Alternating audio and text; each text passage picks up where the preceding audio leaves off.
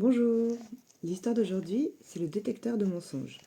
Toujours du livre Laisse-moi te raconter les chemins de la vie de Jorge Bucay. Il y a bien des années, lorsque le détecteur de mensonges fit son apparition, c'était un objet de fascination pour les avocats et tous ceux qui étudiaient le comportement humain.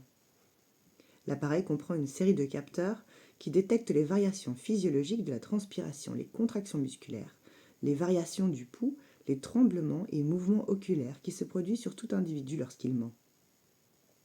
En ce temps-là, les expériences sur la machine de la vérité, comme on l'appelait, proliféraient partout. Un jour, un avocat eut l'idée d'une recherche très particulière. Il transporta la machine à l'hôpital psychiatrique de la ville et y assit un malade. J.C. Jones, M. Jones, était psychotique, et dans son délire, il affirmait être Napoléon Bonaparte. Sans doute avait-il étudié l'histoire, car il connaissait parfaitement la vie de l'empereur et énonçait avec exactitude et à la première personne nombre de petits détails de la vie du célèbre Corse, en une séquence logique et cohérente.